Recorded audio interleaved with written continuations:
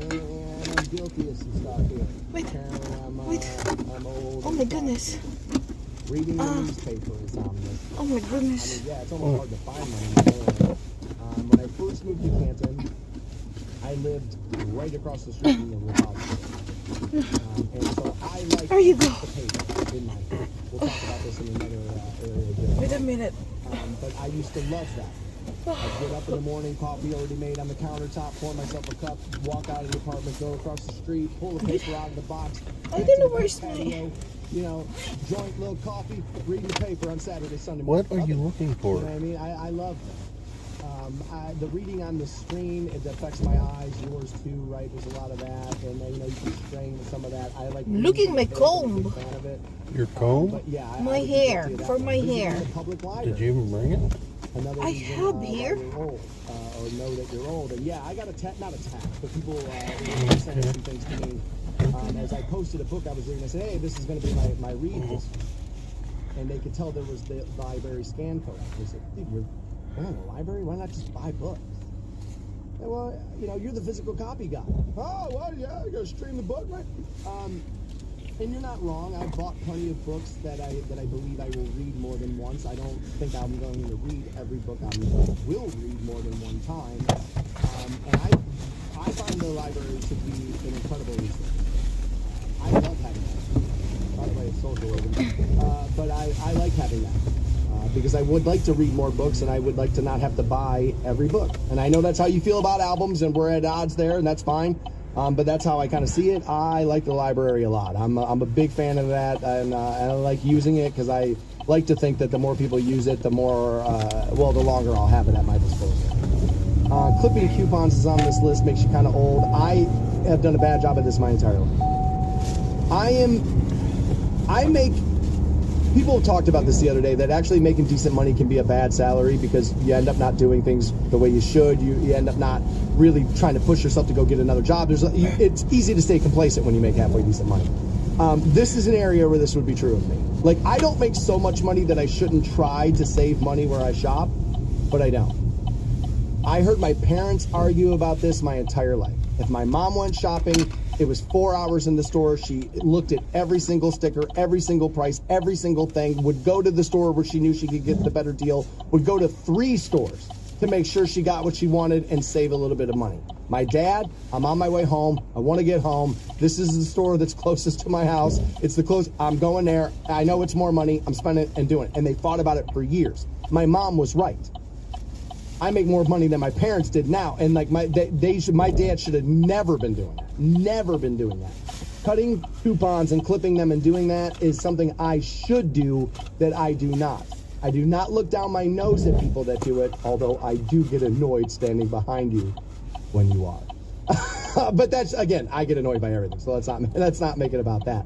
Cable TV's obviously on the list. They say booking a hotel for vacation makes you old versus an Airbnb, although that's not a thing anymore. A lot of even the younger generation, we'll air quote that, is turning away from Airbnb because a lot of those people that own those homes, well, first of all, owning a home and renting it out and making money is now, you're the new pariah. You're dirty. You're bad. You're the reason why my sister doesn't have a house, right? Like, there's a lot of that argument out there. Also, Airbnb owners are now asking people to clean the homes before you leave, and everybody's starting to wake up to what you and I knew beforehand, which is there's a reason why hotels run the way they run. There's a reason why hotels are costing the kind of money that they cost, and I said wait a few years with Airbnbs, and when they figure this out, they're going to end up changing it too, and that's kind of what's happening. So I don't think booking a hotel still means you are old. By the way, most people who went to the Super Bowl in Las Vegas stayed at hotels. Most people. As a matter of fact, a lot of them stayed at Red Rock, which I couldn't believe. That's literally, you could throw a football to it from my brother's house, but it's like 25 minutes from the Strip. Like, that's why David and Roxanne moved there, is because you're in Vegas, but you ain't in Vegas, right? And so, like, I couldn't believe how many people were staying at Red Rock.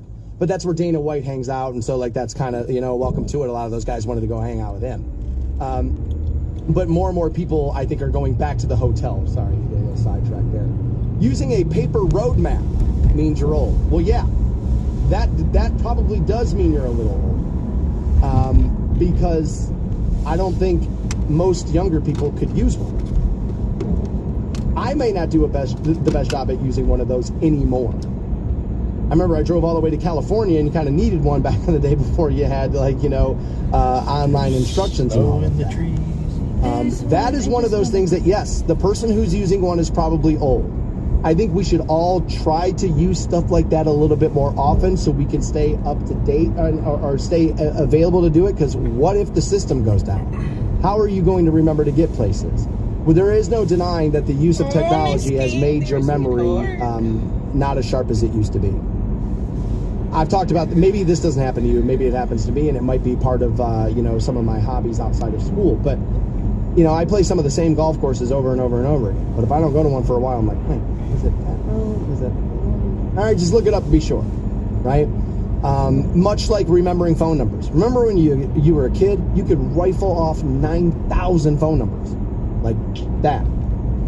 Do you know your better half's phone number by heart? Now, maybe that one, right? Do you know your best friend's phone number by heart? You might not. I find the phone numbers I know are because of how many times I've taken them out of my phone and put them back in. I think those are the ones I know. Tile flooring. They say another way you can tell somebody's old. Are you using correct punctuation?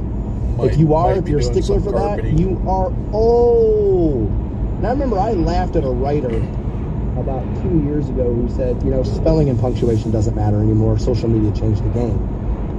And I wrote back to him and was like, you're a professional writer. What are you talking about? Don't give this up just because it's kind of happening. Like, somebody needs to hold the guard. But now, a couple of years removed from saying that to him, get my firewood when he we is go right. camping. The next thing on this list, I literally just got laughed at by my better half the other night. She was walking past my dinette and she picked up a piece of paper and she goes, "What is this?" I was like, "A list?" She was like, "What?" I was like, "Yeah, it's my shopping list. Tomorrow after work, I'm going to go to the store and I want to make sure I remember to get this, this, and this, and this. And, I got the guys coming over for the game, and so I want to make sure I get this, this, and this." And she just started to laugh at me and shake her head. I said, What did I do? What's the stupid man thing I did that you just can't get over yourself with? Like, what is it? She was like, "Are you still making lists with pen and paper versus just putting it on your phone?" And yeah, I do this. I find, we talked addiction yesterday, and I don't want to say stuff's addictive, because if you don't think you're addicted to it, then you're going to get real mad that the big bad media member said it was.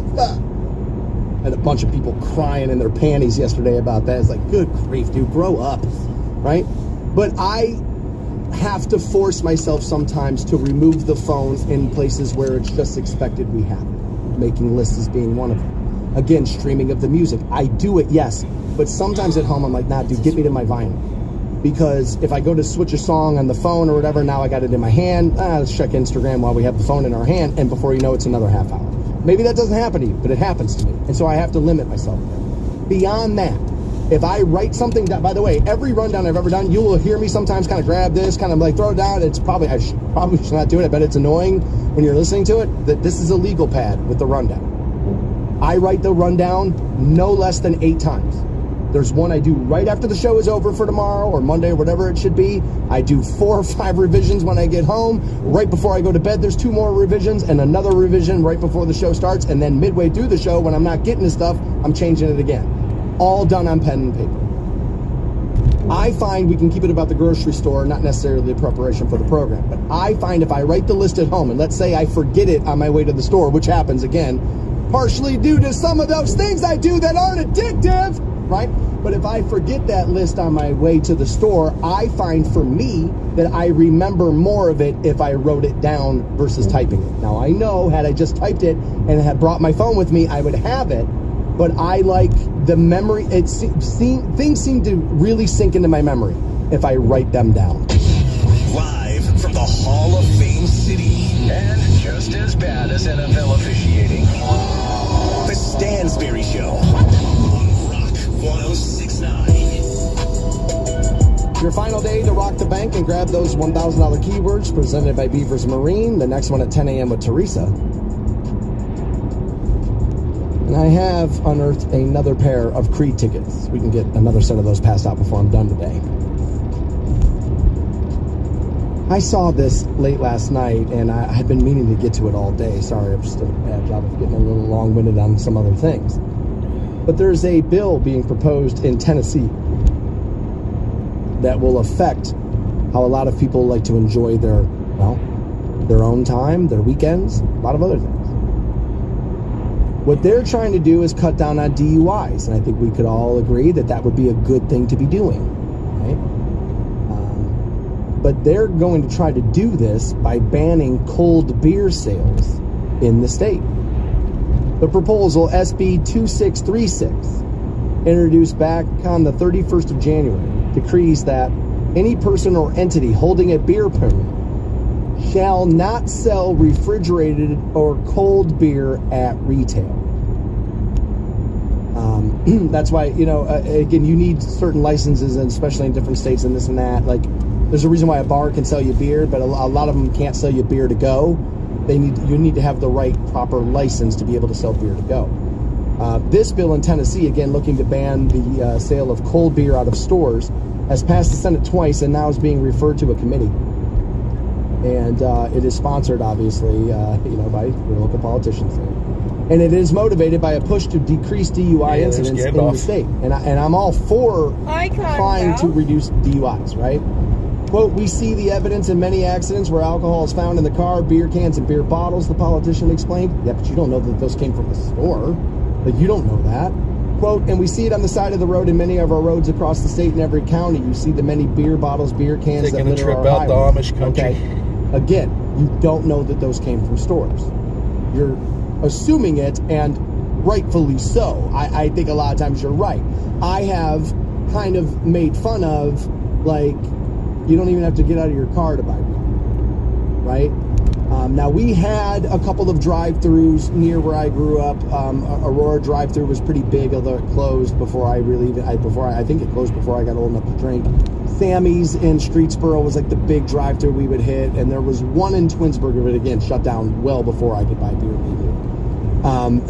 Those were just less common where I grew up, but they're everywhere here, and so it's a very noticeable thing about Canton, right?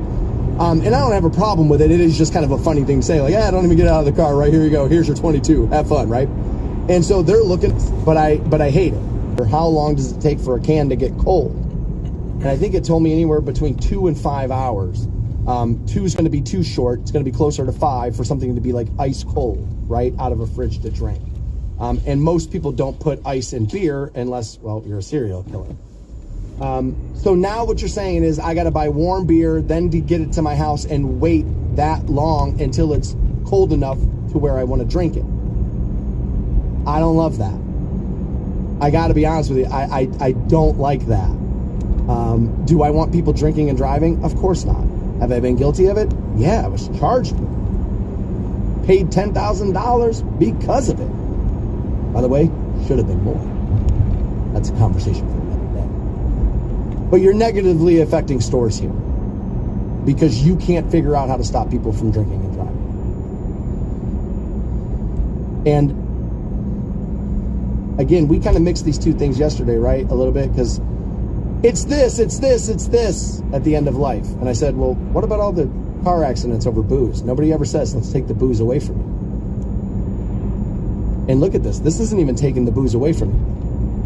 Which again makes, if you ask me, makes it toothless. This isn't stopping people from drinking and driving. This is preventing stores from making money. And that's why I don't like it. I hate that. I want businesses to be able to make money. Because profits are how I'm employed. It's how you're employed. And we need the transferring of dollars. You're punishing stores here for what customers do.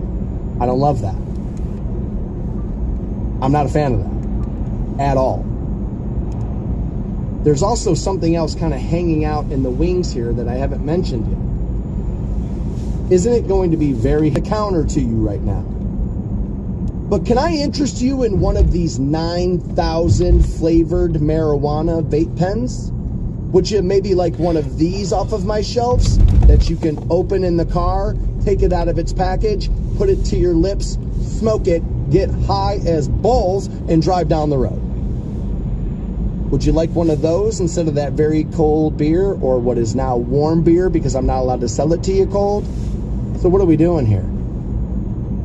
We're not doing anything here. We're making it look like we're doing things here. So people think we're doing our jobs.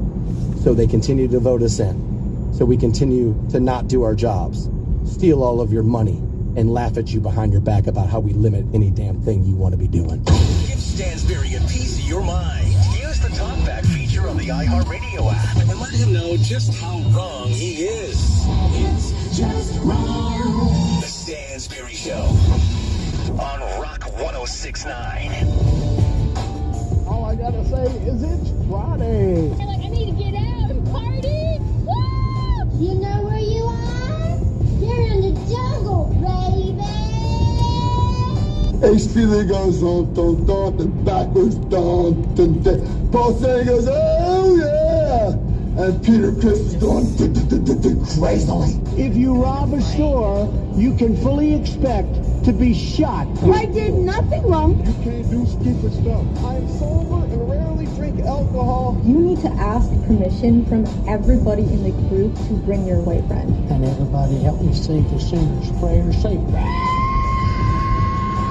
2 security guards framed me for masturbating in the restroom, something I did not do. Oh, my bad. Melinda Brown Ducket, baby! Chickens down every day, people at churches, Popeyes, and Kentucky Fried Chicken. He assaulted me with a chicken! Hold up, wait a minute, something ain't right. If he were habitual homosexuals, then by all means, take a hike. As long as I have the queer community that sees me for my truth, I'm going to be okay. I sound like women!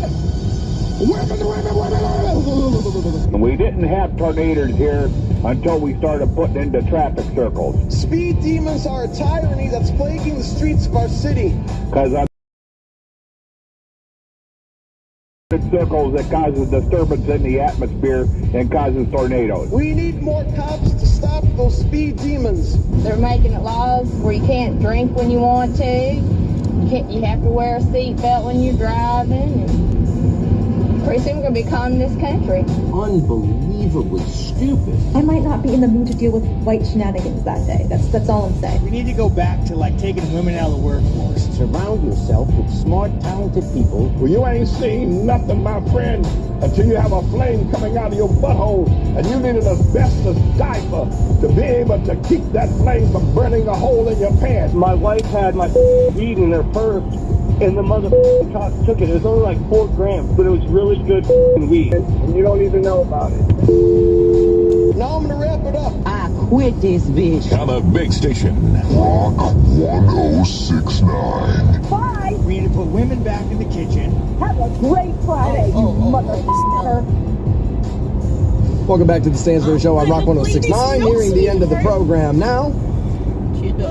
We'll remind you that Teresa has that next Rock the Bank keyword worth $1,000. Those presented by Beavers Marine. And today, your final day to grab. Program every day, or maybe even just every Friday. First, thank you, I appreciate that. But also, you may have noticed over the last year or so, I started ending Fridays playing a Kiss song. Obviously, grew up as my favorite band, and I've decided that's how I will wrap up Friday shows. I've been doing that for a while. And Heather reached out to me this morning. She's like, hey, I kind of know that's your thing. She's like, and I'm in this Kiss fan group, and a member of our group, Michael Morris, has passed away. He was a diehard Kiss fan. She's like, is there any way I can get you to play something there? So we pulled out Dr. Love for Michael and for Heather there, and that's sad to hear about, obviously. All of that will be in the podcast a little later today. Before I get out, and another set of these Creed tickets at 6 a.m. here on Rock 106.9 out for the holiday. Come Monday, we're going to get Scott on the air with us. Tuesday, we'll do that at 8 o'clock as he's usually with us on Monday. Safe out there, be good to one another, and hopefully I run into you somewhere around town. Have a great weekend. Need to breathe. The Caves World Tour. With special guest Judah and the Lion. Live across North America. Get tickets now at livenation.com.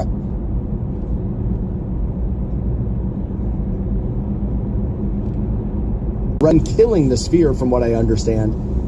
I haven't, Beyonce is, so she wants a little bit more honesty. Put the cards on the table. Let's show us what Valentine's Day. I know what a lot of you are going to say. Save 15% by switching to single. It's like, no, you didn't. You're just miserable, and that's okay, man. You're unhappy, and that's okay. That's perfectly okay. I spent a lot of Valentine's Days that way. A little bitter.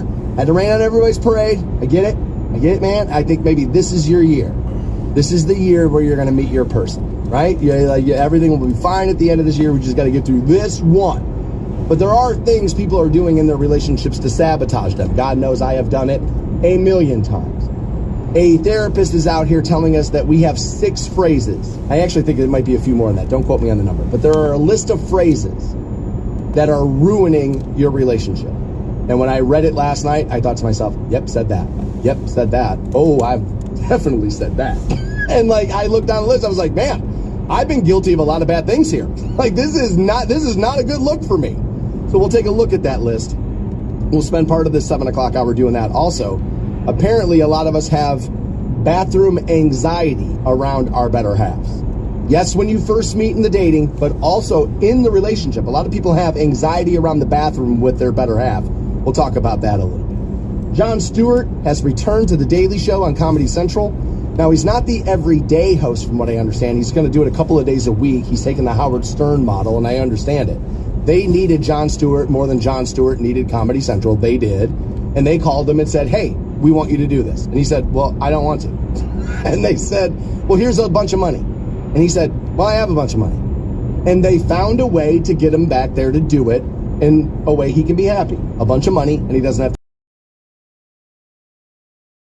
That here, if I could get Monday, Wednesday, Friday, that's what I would take. Actually, I would probably take Tuesday, Wednesday, Thursday if they give it to me. That's probably what I would want mostly. They're never going to offer me that. But Jon Stewart's back now on The Daily Show, and people are pissed at him because he had the balls to call out President Biden. And so now everybody's turning on Jon Stewart. People were begging this guy to come back. The same accounts on social media who were begging this guy to come back turned on him after one episode, because he had the balls to point out the fact that not everything with President Biden is on the up and up. Not everything's looking good. More rah-rah and cheer for Jon Stewart in 2024. And I have a completely different view. I think it's the perfect time for this. I think people are fed up on both sides. I think people are sick and tired of watching the finger pointing while carrying the water for their own thing. And they're looking for a little bit more. Well, dude, you told me something I don't like, but I believe I can trust you more because you had the balls to do it. And I think he's going to end up having a huge run here. But if you thought he was just going to coddle you and rock you into confidence that an 81-year-old who doesn't know where he is 5 days out of the week was your best option, that ain't going to happen. Like, that's not going to happen. And I kind of like it. Because maybe through this, maybe through people being ballsy like this, John, myself, a few others out there as well, that we will then demand we get better candidates. Maybe that's what can happen. I'm not normally an optimist, but watching everybody freak out about Jon Stewart and what he said, by the way, what he said was very tame. We'll get there. We'll do that coming up at 8 o'clock. But I don't have an issue with it. As a matter of fact, I think it is needed. It's a breath of fresh air, and I think people forgot how John ran that show when he had it because of what's happened to those types of shows since he left it. People have gone way down their own rabbit holes, and I think it's a mistake. I've talked about it before. Not to pat myself on the back here, but my ratings are pretty good, like damn good. And I believe part of the reason why is that I'm not trying to win. I'm not trying to own the other side, own the libs, own the repugs. Like I'm not trying to do that. I'm trying to have a conversation about stuff, and I will say, yeah, they're right on that. He's right about this. Dude, they're dead right about that. They want me opening up my home to people? I think I'm good on that, Holmes. And right, like that's what you got to be able to do. But a lot of people are worried about dealing with what Jon Stewart's dealing with right now. And some of us just don't give a damn about that.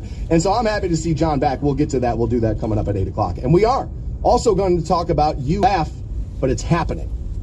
It's happening. Not in your town yet, but it is happening. We'll talk about that because, oof, man, did people tell on themselves a little bit with that story yesterday. This woman is claiming there's a reason why she loves opening up her home to strangers she's never met from other places. And you guessed it.